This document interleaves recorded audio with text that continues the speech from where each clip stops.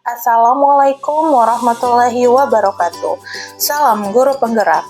Perkenalkan, nama saya Rahmatika Nailu. Saya merupakan calon guru penggerak angkatan 11 tahun 2024 dari Kota Gorontalo. Pada kesempatan ini saya akan memaparkan modul 1.2 mulai dari diri, nilai-nilai dan peran guru penggerak. Yang pertama, diagram trapesium usia. Berikut ini adalah diagram trapesium usia saya. Saya memasuki masa sekolah dasar pada usia 4 tahun. Pada usia 11 tahun, saya mengalami peristiwa positif.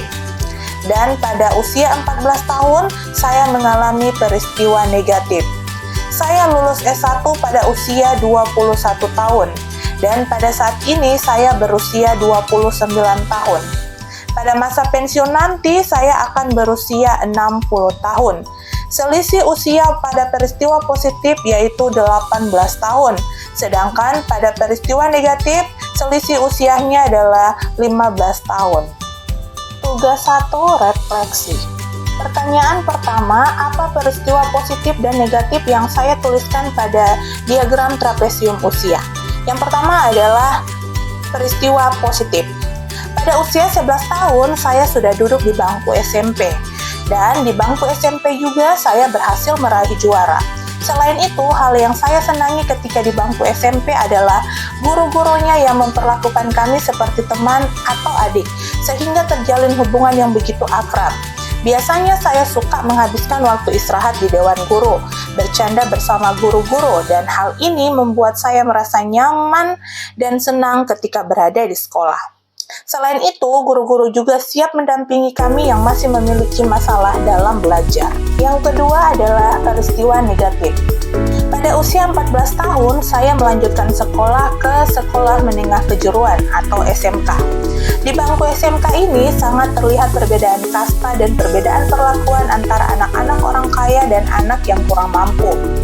Sementara saya sendiri berasal dari keluarga yang kurang mampu. Pada waktu itu, kami mendapatkan tugas untuk membuat novel. Karena saya tidak memiliki fasilitas laptop maupun HP, jadi saya harus numpang sama teman untuk menyelesaikan tugas itu.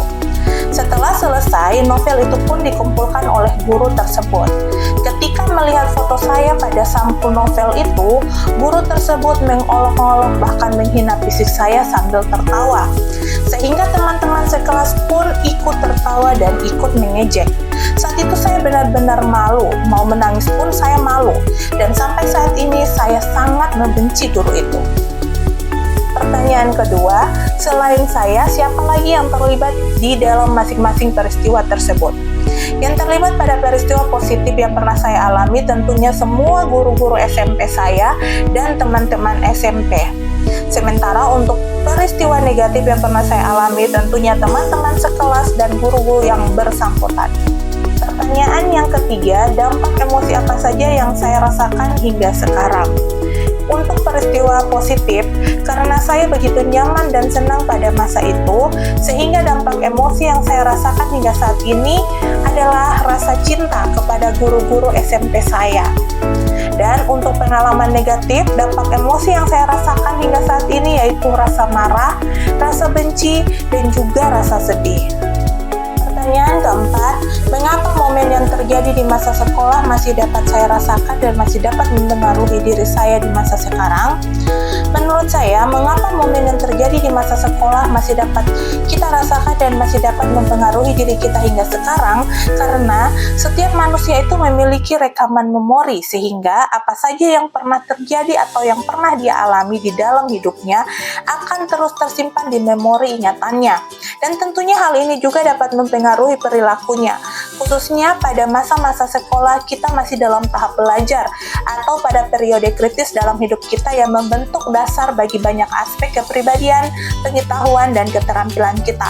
Oleh karena itu, momen-momen yang terjadi di masa sekolah masih dapat dirasakan dan dapat mempengaruhi diri kita di masa sekarang.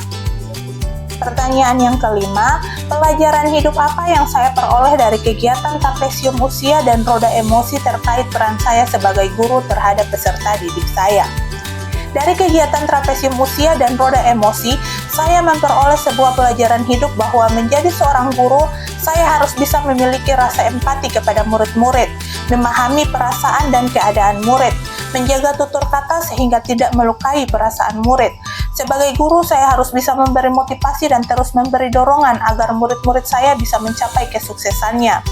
Menjadi guru yang menyenangkan sehingga murid-murid merasa nyaman ketika berada di sekolah.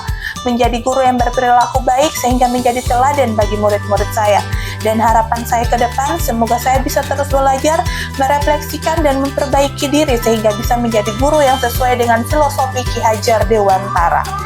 Pertanyaan yang keenam, bagaimana saya menuliskan nilai-nilai yang saya yakini sebagai seorang guru dalam satu atau dua kalimat menggunakan kata-kata guru, murid, belajar, makna, dan peran.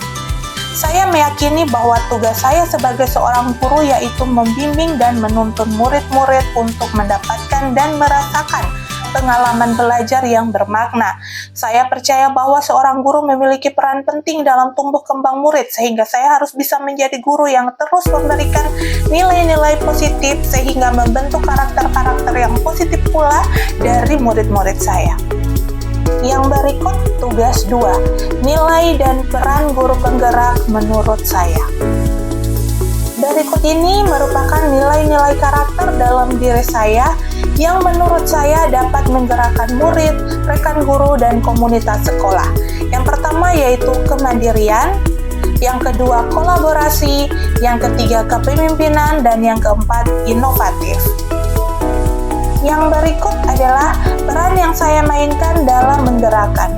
Sebagai seorang guru, saya berperan sebagai mentor, fasilitator, dan coach bagi murid dan rekan guru. Saya dapat memainkan peran sebagai penggerak yang menginspirasi murid untuk mengeksplorasi potensi mereka, mengajak rekan guru untuk berkolaborasi dalam meningkatkan pembelajaran, dan membentuk ikatan yang kuat dengan komunitas sekolah untuk menciptakan lingkungan belajar yang inklusif dan bermakna. Sekian, terima kasih. Wassalamualaikum warahmatullahi wabarakatuh.